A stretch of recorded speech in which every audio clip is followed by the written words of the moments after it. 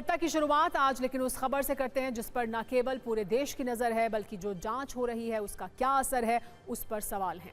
ये खबर है राम मंदिर चढ़ावा चोरी की। करीब 20 दिन से हम चढ़ावा चोरी की खबर अपने न्यूज मित्रों को दिखा रहे हैं। इतने दिनों में बहुत कुछ बदला है। इन बदलते घटनाक्रम में न्यूज मित्रों का सवाल है कि किसने सबूत मिटाया, कितने चढ़ावे का माल उड़ाया, आखिर कौन कौन इसमें शामिल है, किसे बचाया जा रहा है, किसे छिपाया जा रहा है।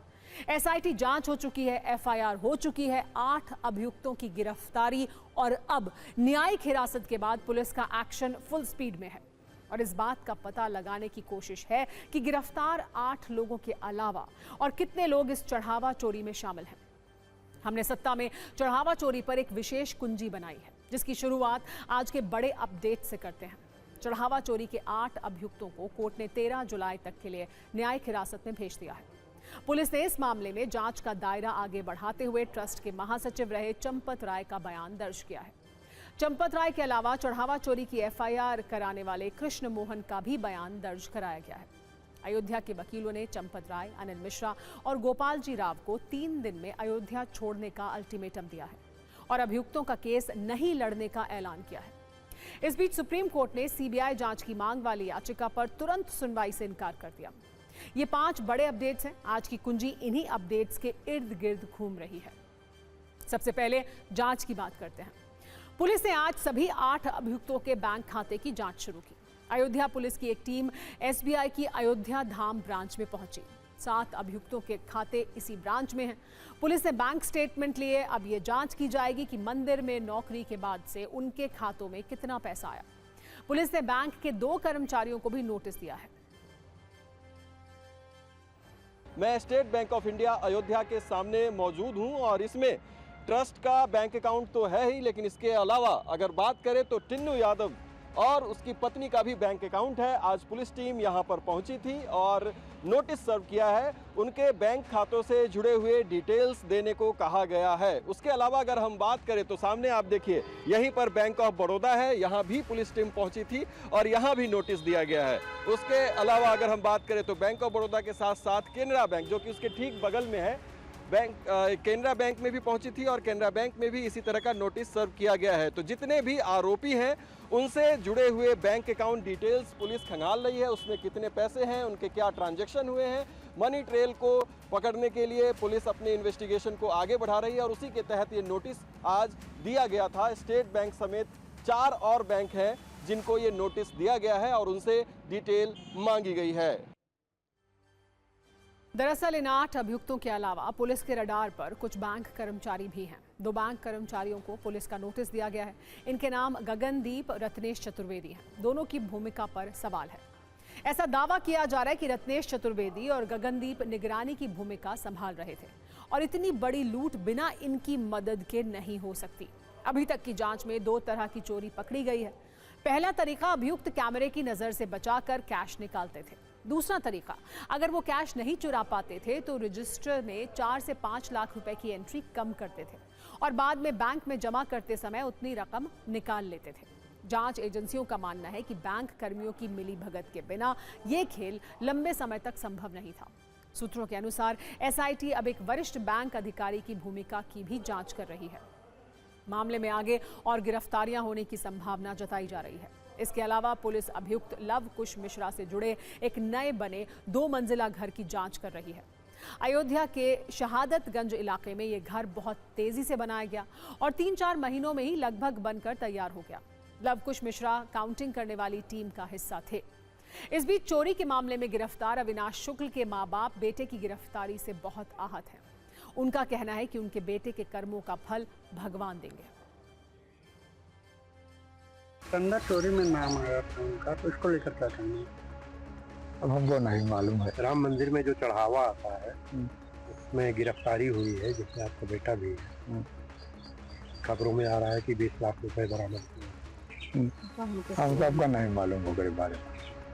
नहीं, हमको नहीं मालूम। तो आपको पता चला कि वो चंदा चोरी में उनका नाम आया है, पकड़े गए हैं, तो आप लोगों को दुख नहीं है इस बात का?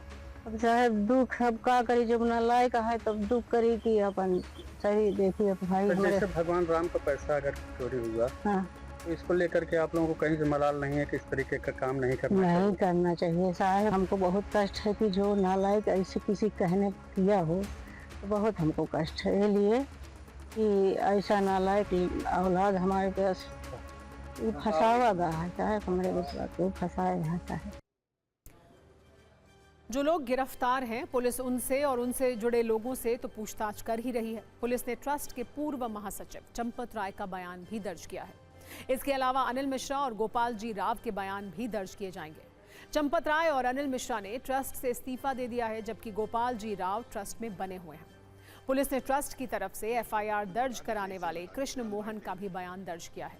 हालांकि इस सब के बीच अयोध्या के वकीलों ने ऐलान किया है कि वो इन अभियुक्तों का केस नहीं लड़ेंगे। वकीलों ने ये मांग की है कि चंपत राय, गोपाल राव और अनिल मिश्रा अयोध्या छोड़ दें। अगर वो ऐसा नहीं करेंगे तो आंदोलन होगा।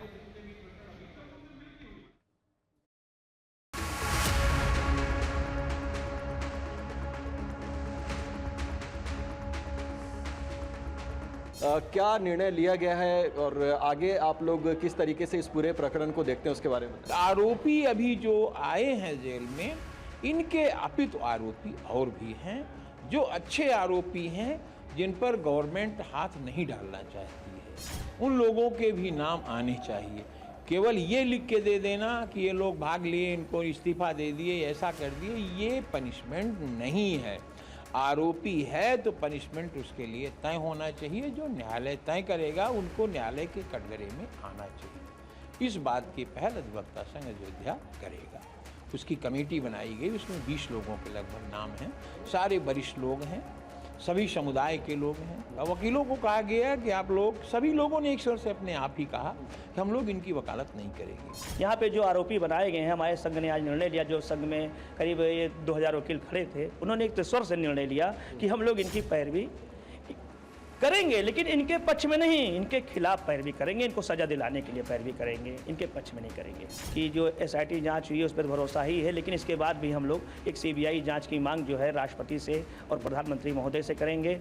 और जो बड़े बड़े मुलजिमों को बचाया गया, उनका नाम आप सब लोग जान रहे हैं, चंपत राय है, अनिल मिश्रा हैं, गोपाल राव हैं। इनको अगर मुलजिम नहीं बनाया जाता है जल्द से जल्द, तो हम लोग 173(4) में न्यायालय पर मुकदमा दाखिल करके, ये बीएनएस की नई धारा 173(4) जिसमें एफआईआर न्यायालय दर्ज करती है, ठीक है, एफआईआर इन लोग के खिलाफ दर्ज कराएंगे।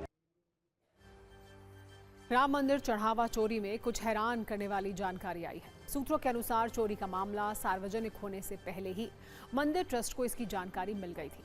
बताया जा रहा है कि 5 जून को ही ट्रस्ट के पदाधिकारियों ने सुरक्षा कर्मियों और पुलिस के साथ मिलकर आरोपियों के घरों से करीब 58 लाख रुपए बरामद कर लिए थे, जबकि शेष रकम आरोपियों ने अपने बैंक खातों से निकलवाकर 8 जून तक ट्रस्ट को लौटा दी थी। कुल मिलाकर 79.85 लाख रुपए की रिकवरी होने के बावजूद करीब 20 दिन तक एफआईआर दर्ज नहीं कराई गई, जिससे ट्रस्ट और ट्रस्ट के महासचिव चंपत राय और सदस्य अनिल मिश्रा की भूमिका पर गंभीर सवाल खड़े हो गए हैं। सूत्रों के मुताबिक 4 जून को ट्रस्ट के पदाधिकारियों को काउंटिंग रूम के टॉयलेट से नोटों के बंडल मिले थे। 5 जून को ट्रस्ट के पदाधिकारियों के साथ पुलिस टीम अविनाश शुक्ला के घर पहुंची। वहां उससे पूछताछ हुई। उसके घर से नकदी भी बरामद की गई। कहा जा रहा है कि इसके बाद अविनाश शुक्ला को पूछताछ के लिए पुलिस अपने साथ लेकर गई। इसका एक 24 सेकंड का वीडियो भी है।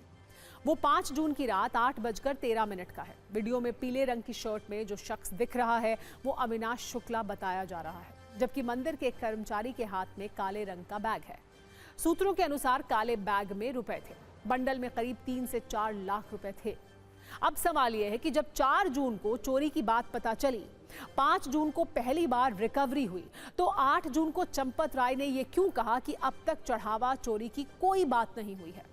क्या किसी को बचाने की कोशिश थी? आखिर चंपत राय निजी जांच क्यों करवा रहे थे? जांच के दौरान सबसे अधिक संदेह टिन्नू यादव पर जताया जा रहा है। सूत्रों का कहना है कि उसके पास चढ़ावे में मिली धातुओं के मिलने की भी बात सामने आई है। हालांकि दिलचस्प यह है कि जब दूसरे आरोपियों के घर जाकर रिकवरी की जा रही थी, तब पहले दिन टिन्नू के घर टीम नहीं पहुंची। आरोप है कि पूछताछ के बाद उसने केवल 1 लाख रुपए मंगवा कर दिए, जिससे ये सवाल उठ रहा है कि क्या उसे बाकी रकम और सामान ठिकाने लगाने का मौका मिला। मामले में एक और अहम तथ्य सामने आया है। सूत्रों के अनुसार रिकवरी अभियान के दौरान ट्रस्ट के आधिकारिक वाहन का इस्तेमाल नहीं किया गया। बताया जा रहा है कि ट्रस्ट के वाहन के बाहर जाने पर लॉगबुक में प्रविष्टि करना अनिवार्य होता है। ऐसे में पदाधिकारी निजी वाहनों से आरोपियों के घर पहुंचे, जिससे पूरे अभियान की कोई आधिकारिक वाहन रिकॉर्डिंग न हो सके। अब सवाल यह है कि ट्रस्ट को जब पहले से चोरी की बात पता चल रही थी तो संदिग्धों को कौन बचा रहा था? सूत्रों के अनुसार चढ़ावे की काउंटिंग में लगे कुछ लोगों पर 3 महीने से शक था। उन्हें हटाने की प्रक्रिया भी शुरू कर दी गई थी, लेकिन ट्रस्ट के वरिष्ठ पदाधिकारियों के हस्तक्षेप के कारण ये कार्रवाई रुक गई। अब सवाल यह है कि जब चोरी के बारे में 3 महीने से पता चल रहा था तो संभव है कि चोरी उससे पहले से हो रही होगी। जहां संदिग्धों को हटाने का फैसला हुआ था तो ट्रस्ट के किस पदाधिकारी ने उसे बचाया? यदि उसी समय संदिग्ध कर्मियों को हटा दिया गया होता तो क्या करोड़ों रुपए के चढ़ावे में कथित हेराफेरी रोकी जा सकती थी? सूत्रों के मुताबिक दान की गणना में लगे कर्मचारियों की नियुक्ति एसबीआई के माध्यम से एक आउटसोर्सिंग कंपनी ने की थी। इनमें अनुकल्प मिश्रा, लवकुश मिश्रा, मनीष कुमार यादव, रमाशंकर मिश्रा, अवनीश और करुणेश शुक्ला समेत कई कर्मचारी लंबे समय से इसी काम में लगे थे। बैंक के एक अधिकारी को इनकी कार्यप्रणाली पर संदेह हुआ, जिसके बाद उन्हें बदलने की प्रक्रिया शुरू की गई। बताया जाता है कि बैंक ने ट्रस्ट को भी इस प्रस्ताव की जानकारी दी थी। इसी दौरान संबंधित कर्मचारियों ने ट्रस्ट के पदाधिकारियों से उन्हें न हटाने का अनुरोध किया। सूत्रों का दावा यह है कि ट्रस्ट के महासचिव चंपत राय, सदस्य डॉक्टर अनिल मिश्रा और निर्माण सहायक गोपाल राव ने हस्तक्षेप करते हुए बैंक अधिकारियों से कहा कि किसी भी कर्मचारी को नहीं हटाया जाएगा। इसके बाद बदलाव की प्रक्रिया रोक दी गई। जांच से जुड़े सूत्रों का यह मानना है कि कर्मचारियों को संरक्षण मिलने से उनका मनोबल बढ़ा और कथित तौर पर चढ़ावे में हेराफेरी का सिलसिला जारी रहा। यदि समय रहते कर्मचारियों का रोटेशन कर दिया गया होता तो कथित चोरी का नेटवर्क पहले ही टूट सकता था। अब कुछ तथ्यों और सवाल की बात करते हैं। सवाल यह है कि जब 4 जून को चंपत राय ने पुलिस को चोरी के बारे में बताया तो सबसे पहले ये जानने की जरूरत है कि चंपत राय को चोरी की जानकारी कैसे मिली। 5 जून को अयोध्या पुलिस ने अभियुक्तों के घर छापामारी की। सवाल यह है कि क्या ये बात सिर्फ चंपत राय और अनिल मिश्रा को पता थी? 5 जून को ही चोरी के 80 लाख बरामद होने की बात की गई। सवाल यह है कि चढ़ावा चोरी की बरामद रकम कहां रखी गई? 5 जून को ही अनुकल्प मिश्रा के घर छापा पड़ा तो चोरी की रकम मिलने के बाद एफआईआर दर्ज क्यों नहीं हुई? 13 जून को लखनऊ से एसआईटी गठन का ऐलान हुआ। सवाल यह है कि एफआईआर फिर भी नहीं हुई तो क्या सबूत गायब किए गए थे? 15 जून को एसआईटी जांच के लिए अयोध्या पहुंची थी। तो सवाल यह है कि 5 जून से 15 जून तक यानी 10 दिनों में क्या क्या छिपाया गया? 15 जून को 27 अप्रैल तक का सीसीटीवी फुटेज मिला। सवाल यह है कि क्या गारंटी कि उससे पहले चोरी नहीं होती थी? 15 जून को 27 अप्रैल से पहले का वीडियो नहीं है। क्या आधार है कि इसके बाद ही चोरी हुई है? 25 जून को 8 लोगों के नाम एफआईआर दर्ज हुई। सवाल यह है कि क्या 20 दिन में सबूत पूरी तरह मिटाए गए? 25 जून को ट्रस्ट के कहने पर एफआईआर दर्ज हुई, लेकिन चंपत राय, अनिल मिश्रा पर सबूत मिटाने का केस क्यों नहीं है? 25 जून को एसआईटी रिपोर्ट ट्रस्ट को दी गई। जो लोग पहले से जांच के घेरे में थे उन्हें एसआईटी रिपोर्ट क्यों दी गई? 27 जून को चंपत राय और अनिल मिश्रा ने इस्तीफा दिया। सवाल पैसों की हेराफेरी में कोषाध्यक्ष का इस्तीफा क्यों नहीं हुआ? 27 जून को 8 आरोपियों की कोर्ट में पेशी हुई। सवाल यह है कि पुलिस ने आरोपियों की रिमांड क्यों नहीं मांगी? इस मामले में पुलिस के एक्शन पर भी नजर है। चढ़ावा चोरी के मामले में जो गिरफ्तार 8 अभियुक्तों को पहली बार 26 जून को कोर्ट के सामने पेश किया गया था तो उन्हें पुलिस रिमांड पर नहीं लिया गया। दूसरी पेशी 29 जून को हुई। आज फिर से पुलिस ने रिमांड नहीं मांगी। अब सवाल उठ रहे हैं कि पुलिस अभियुक्तों की रिमांड क्यों नहीं मांग रही? बिना रिमांड क्या जांच सही दिशा में आगे बढ़ेगी? अभियुक्तों को तथ्य बदलने का मौका नहीं मिल जाएगा क्या? जेल में अभियुक्त मिलकर कोई कहानी क्या नहीं गढ़ लेंगे? पहले देरी से एफआईआर और अब पुलिस की जांच में रिमांड ना मांगने वाले पूरे सिस्टम पर हमने कानून के जानकारों से बात की। सुनिए वो क्या कह रहे हैं। आखिर इस मामले में कौन किसे बचा रहा है? जैसे ही उन लोगों के संज्ञान में इस चोरी के मामले की बात आई, इनके संज्ञान में एफआईआर उसमें हुई होती तो और भी इन्वेस्टिगेशन में लोग, पुलिस वालों को या इन्वेस्टिगेटिंग एजेंसीज को और भी चीज़ें मालूम पड़ सकती थी। बिल्कुल उससे पहले भी चोरी की गई होगी और इन्वेस्टिगेटिंग एजेंसीज को शायद वो करे भी आगे चल के, उसके पहले की भी सीसीटीवी फुटेज उनको देखना चाहिए और मेरे हिसाब से जब से मंदिर शुरू हुआ है तब से उनकी CCTV फुटेज की चेकिंग करनी चाहिए। बिल्कुल सही होता, उससे और सारी और एविडेंस और भी पैसा रिकवरी होने के चांसेस ज़्यादा थे। इन सब के बीच राजनीतिक हमले भी जारी हैं। समाजवादी पार्टी के अध्यक्ष अखिलेश यादव ने कहा है कि राम जी की कृपा है कि चोरी के मामले में लोग बेनकाब हो रहे हैं। कांग्रेस ने ऐलान किया है कि कल उसके सांसदों और नेताओं का प्रतिनिधिमंडल अयोध्या जाएगा। राम मंदिर में दर्शन और पूजन के बाद इस मामले को उठाएगा।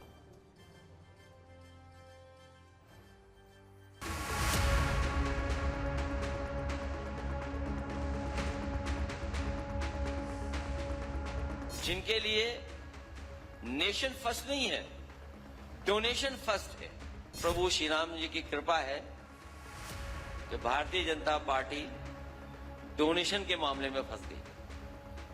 और ये प्रभु श्री राम की कृपा है कि तमाम लोग उसमें बिल्कुल एक्सपोज हो गए हैं। जिस तरीके से यूपी में उन्हें हराया है और अभी भी वो सबक नहीं सीख रहे हैं। जब अयोध्या हार गए उसके बाद भी नहीं सबक सीख रहे हैं।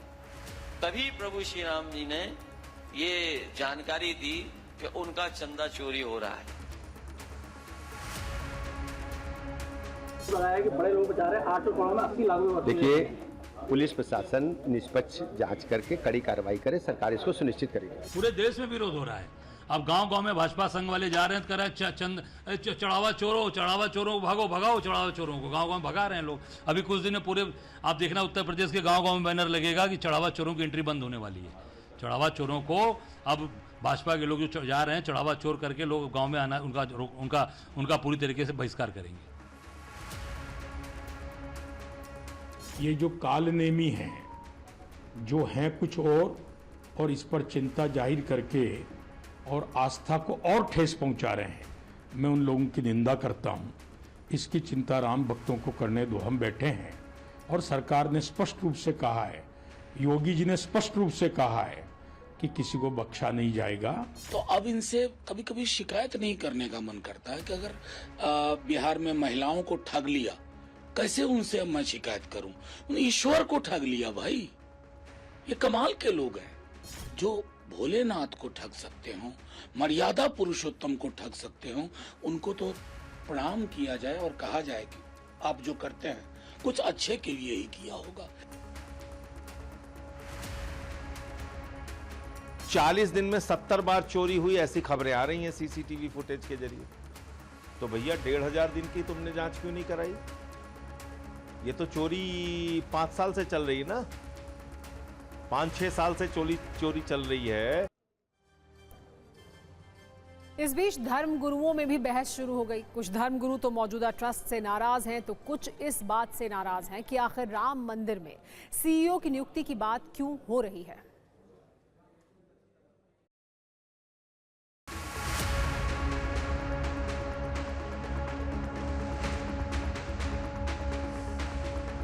जब ये कहा गया कि चंपत जी पद पर बने रहेंगे, तो क्या वो बाकी गवाहों को प्रभावित नहीं कर लेंगे? चंपत जी ने, अनिल मिश्रा जी ने तुरंत त्याग पत्र दे करके और जांच तेजी से आगे बढ़े, इसका रास्ता स्पष्ट कर दिया। जस्टिस की भी बराबर की उत्सुकता है कि सत्य सामने आए, दोषी लोग पकड़े जाएं, दंडित। अयोध्या में बनेगा राम मंदिर और चलाएंगे ब्यूरोक्रेट्स। जिसकी राजधानी है वही चलाएगा। मैं बड़ी विनम्रता पूर्वक ये प्रार्थना करना चाहता हूं, चाहे कोई IAS हो, चाहे कोई IAS के पिताजी हों, राम जन्मभूमि को संत परंपरा से चलना चाहिए। भ्रष्टाचार का कोई सबसे बड़ा अधिष्ठान है तो ब्यूरोक्रेसी है। राम जन्मभूमि उनके हाथ में नहीं जानी चाहिए। वो CEO क्या करेगा कि उस CEO के क्यों रखा जाए? बिना महंत के या बिना पुजारी के कोई मंदिर होता है?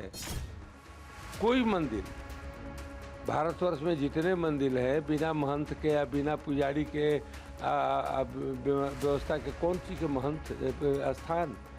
अयोध्या में इस प्रकार से ऐसा कार्य चलेगा नहीं। चलाएंगे लोग तो जीवन भर ये संसार से कटे रहेंगे। मठ मंदिरों की व्यवस्थाओं को चलाने का अधिकार किसी सत्ता और सरकार के पास नहीं होना चाहिए, परंतु दुर्भाग्यपूर्ण यह है कि मस्जिद वक्फ बोर्ड के पास हो, चर्च काउंसिल ऑफ इंडिया के पास हो, गुरुद्वारे SGPC के पास हो, परंतु हिंदू मंदिर इन पर सरकारी अधिकारी कुंडली मार के बैठे हो। देश के बड़े धार्मिक स्थलों में हर वर्ष करोड़ों रुपए का चढ़ावा और सोने चांदी के आभूषण दान में आते हैं। अगर उज्जैन के महाकाल मंदिर की बात करें, 2025-26 में मंदिर की कुल आय लगभग 142 करोड़ रुपए पहुंचने का अनुमान है, जिसमें सिर्फ दान से करीब 80 करोड़ रुपए मिले हैं। शिरडी के ट्रस्ट के पास करीब 550 किलो सोना और 7,000 किलो चांदी सुरक्षित रखी गई है, लेकिन अब तक चोरी का कोई मामला सामने नहीं आया है।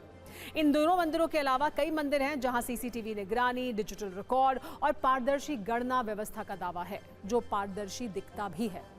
राम मंदिर केवल एक मंदिर नहीं है, बल्कि दशकों लंबे आंदोलन, करोड़ों लोगों की आस्था और राष्ट्रीय भावनाओं का प्रतीक है। ऐसे में ये उम्मीद थी कि यहाँ का प्रशासन और व्यवस्था पूरी दुनिया के लिए पारदर्शिता और राम राज्य की मिसाल बनेगी, लेकिन चढ़ावा चोरी के आरोपों ने ऐसे कई सवाल खड़े कर दिए हैं जिनका जवाब अब केवल जांच एजेंसियों को ही नहीं, बल्कि ट्रस्ट और पूरे सिस्टम को भी देना होगा। आखिर आम लोगों की आस्था को क्यों चोट पहुंचाई गई है? इसे छिपाने की कोशिश क्यों हुई? सत्ता में अब आपको ईवी वाली रेस के बारे में बताते हैं, जिसे लेकर दिल्ली में आज एक बड़ा फैसला हुआ है। दिल्ली में प्रदूषण से लड़ने के लिए सरकार ने ईवी प्लान का ऐलान किया है। आज ईवी पॉलिसी 2026 को मंजूरी दे दी गई। इस नीति का मकसद दिल्ली में प्रदूषण से जंग है, लेकिन इस पॉलिसी से कैसे महंगी और प्रीमियम बाइक्स बनाने वाली कंपनियों के लिए चिंता का हॉर्न बजा है, ये देखिएगा। दिल्ली में नई इलेक्ट्रिक व्हीकल पॉलिसी 1 जुलाई 2026 से लागू होगी, जो 31 मार्च 2030 तक लागू रहेगी। दिल्ली सरकार का 4 वर्षों में करीब 15,000 करोड़ रुपए खर्च करने का प्लान है। पॉलिसी के अनुसार इलेक्ट्रिक कारों पर 100% रोड टैक्स और रजिस्ट्रेशन माफ किया जाएगा। बड़ी बात यह भी है कि 1 अप्रैल 2028 से दिल्ली में पेट्रोल, डीजल, 2 व्हीलर का रजिस्ट्रेशन नहीं किया जाएगा, यानी सिर्फ E2 व्हीलर चलेंगे और 1 जनवरी 2027 से EV 3 व्हीलर और EV N1 ट्रक का रजिस्ट्रेशन किया जाएगा। लेकिन इन सब में सबसे ज्यादा विमर्श E2 व्हीलर वाले फैसले पर हो रहा है, क्योंकि इससे न सिर्फ महंगी बाइक के शौकीन लोगों के मन में कई सवालों की रेस शुरू हो गई है, तो कंपनियां भी बिजनेस वाला चिंता कार्ड दिखा रही हैं। वजह भी समझिए। दिल्ली में ईवी पॉलिसी के अनुसार अप्रैल 2028 के बाद से 2 व्हीलर शोरूम में सिर्फ E-बाइक बिकेंगी और EV 2 व्हीलर ही मिलेंगे। लोगों को आर्थिक राहत देने के लिए सरकार ने सब्सिडी वाला प्लान बताया है, जिसके तहत 2.25 लाख की E-बाइक पर पहले साल 30,000 तक की सब्सिडी दी जाएगी और ये सब्सिडी अगले 3 वर्षों तक अलग अलग स्लैब में मिलेगी। E-बाइक्स पर सरकार का फोकस इसलिए है क्योंकि उसके अनुसार दिल्ली में गाड़ियों से होने वाले प्रदूषण में तकरीबन 33% पोल्यूशन कमर्शियल वाहनों और 46% 2 व्हीलर और 3 व्हीलर से होता है। अब सरकार तो प्रदूषण मुक्त राहत की सांस लेने की तैयारी कर रही है, तो बाइक बनाने वाली कंपनियों का तनाव इससे बढ़ गया है, खासकर वो कंपनियां जो महंगी बाइक्स बनाती हैं, क्योंकि E2 व्हीलर वाले प्लान से इन कंपनियों के लिए चुनौती बढ़ गई है। अभी रॉयल एनफील्ड, बजाज और KTM जैसी कई बड़ी कंपनियां महंगी बाइक बनाती हैं, जिनमें भारी भरकम इंजन की वजह से पावर भी ज्यादा होती है और रेंज भी इसलिए। अब इन कंपनियों को E-बाइक के हिसाब से तकनीक बदलनी होगी। E-बाइक्स की कीमत भी पेट्रोल बाइक्स के मुकाबले ज्यादा होगी। हालांकि इसके लिए सरकार ने पहले ही सब्सिडी वाला प्लान बना लिया है। लोगों के मन में भी सवाल इस बात को लेकर है कि क्या E-बाइक्स में वो सब कुछ मिल पाएगा जो उन्हें अभी प्रीमियम और पावरफुल बाइक्स में मिलता है? क्या इस तरह की E-बाइक्स कंपनियां तैयार कर पाएंगी? रिपोर्ट्स के अनुसार पिछले कुछ वर्षों में महंगी और प्रीमियम सेगमेंट की बाइक्स का ट्रेंड तेजी से बढ़ा है। देश में 200 सीसी से ऊपर के इंजन क्षमता की बाइक्स की बिक्री तेजी से बढ़ी है। 150 सीसी से 200 सीसी के सेगमेंट में सालाना आधार पर 29% वृद्धि हुई है। इस ट्रेंड से अगर अनुमान लगाएंगे तो दिल्ली में भी महंगी बाइक्स में इजाफा हुआ है। बाइक के शौकीन लोग बढ़ चढ़कर ऐसी बाइक्स पर पैसा लगा रहे हैं जो उन्हें लॉन्ग रेंज की सुविधा दें। आपने देखा होगा अब दुर्गम पहाड़ों पर भी लोग बाइक से पहुंच रहे हैं। प्रीमियम बाइक्स में ज्यादा पावर भी मिलती है, लेकिन क्या यही पावर E-बाइक्स में मिलेगी? इसके अलावा प्रीमियम फील के लिए भी लोग इस तहत के 2 व्हीलर खरीदते हैं और ऐसा मानते हैं कि जब उन्हें बेचा जाता है तो रीसेल वैल्यू भी उन्हें अच्छी मिल जाती है। लेकिन उनकी ये उम्मीद क्या ई बाइक्स के साथ पूरी होगी, इसे लेकर सवाल ही सवाल है। वैसे सरकार ये कह रही है कि उसकी तैयारी पूरी है।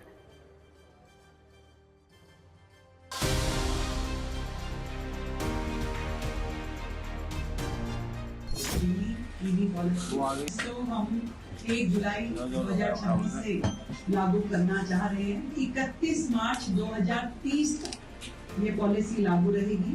पूरी की पूरी पॉलिसी इलेक्ट्रिक व्हीकल्स के ऊपर केंद्रित है, जिसके माध्यम से हम चाहते हैं दिल्ली शहर पूरी तरीके से धीरे धीरे पॉल्यूशन फ्री सिटी में कन्वर्ट हो। दिल्ली में तो आसान है अरविंद केजरीवाल के कामों को नाम बदल के अपना बता देना, पर आज 2026 के भारत में जरूरत है कि अरविंद केजरीवाल जी द्वारा बनाई हुई ईवी पॉलिसी, जिसका नाम बदलकर दिल्ली में भाजपा क्रेडिट ले रही है, वो हर जगह इम्प्लीमेंट हो। मेरा मानना है कि पोल्यूशन के खिलाफ ये एक जंग के रूप में ईवी पॉलिसी काम करेगी, क्योंकि इस ईवी पॉलिसी के माध्यम से हर तरह का व्हीकल जो पोल्यूटिंग व्हीकल है दिल्ली में, उसको ईज आउट करने के लिए एक विस्तृत पॉलिसी बनाई गई है। ईवी के साथ भी एक बहुत बड़ा सवाल बार बार उखड़ के आ रहा है कि जो बैटरियां निकल कर आ रही हैं उनका डिस्पोजल का क्या होगा। ये बहुत बड़ा सवाल बन रहा है, क्योंकि चलिए साहब कार्बन है और चीज़ें हैं, इसकी तो फिर भी कंट्रोल के तौर तरीके हैं। ये वाला जो पोल्यूशन होगा ईवी का, इसको भी सरकार को सुलझाना पड़ेगा। 7,000 करोड़ रुपए इस पॉलिसी के अंतर्गत अगले आने वाले 3 वर्षों में खर्चे जाएंगे। नया सब्सिडी पर, स्क्रैपिंग पर, इंफ्रास्ट्रक्चर पर और साथ ही साथ नए वाहनों की, बड़े वाहनों की खरीद पर रोड टैक्स में भी छूट दी जाएगी।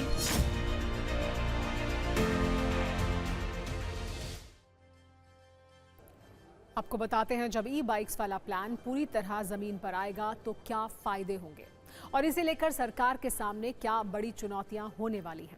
आइए इसे समझते हैं। एक्सपर्ट्स के अनुसार दिल्ली में ई बाइक के आने से पेट्रोल और डीजल के बढ़ते दाम से छुटकारा मिल जाएगा। माना जा रहा है कि ईवी में इंजन, गियर बॉक्स और ऑयल जैसे तामझाम नहीं होंगे, जिससे सर्विसिंग का खर्च भी कम हो सकता है।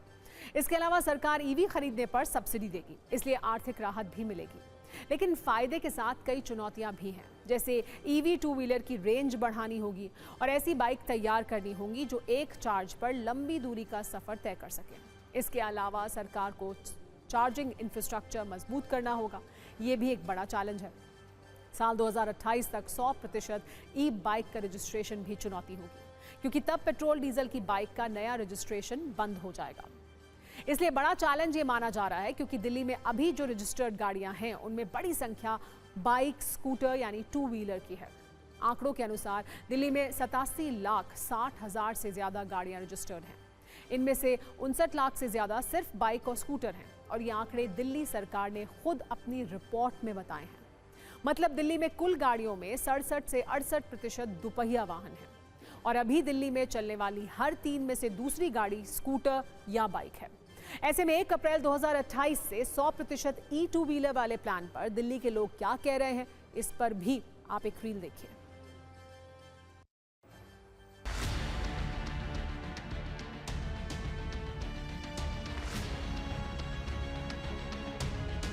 देश की राजधानी दिल्ली में प्रदूषण का एक बड़ा कारण वाहनों से उत्सर्जित होने वाला प्रदूषण है, और उसे दूर करने के लिए दिल्ली सरकार ने ईवी पॉलिसी जो है उसको अब कैबिनेट से पास कर दिया गया है, जिसे जल्द ही जो है एलजी के अप्रूवल के बाद यानी कि 1 जुलाई से दिल्ली में लागू कर दिया जाएगा, और जो कि 31 मार्च 2030 तक लागू रहेगी। दिल्ली सरकार के इस फैसले को कैसे देखते हैं कि 2 अप्रैल 2028 के बाद ऐसे व्हीकल आप रजिस्टर करा सकते हैं? उसमें तो हमारा वैसे देखा जाए तो फायदा ही है। हाँ जी, क्योंकि पेट्रोल का रेट भी बढ़े जा रहा है, इलेक्ट्रिकल व्हीकल हमारे मतलब प्रदूषण भी कम होएगा। सर प्रदूषण बहुत ज़्यादा हो गया, गाड़ियाँ बहुत ज़्यादा हो गई है। एक घर के अंदर 8-8 स्कूटी हैं और 3-3 गाड़ी हैं, तो एक बड़ी गाड़ी देनी चाहिए सरकार को, जिसके अंदर पूरी फैमिली आ जाए, और बैटरी बेस्ट है। तो ईवी होनी चाहिए, पेट्रोल वाली होनी चाहिए? ईवी होनी चाहिए। ईवी होनी चाहिए। तो आप मानते हैं ये पॉलिसी अच्छी है? बहुत बढ़िया। सर उसमें ना चार्जिंग की तो समस्या हो सकती है, चार्जिंग की काफ़ी टाइम लगता है।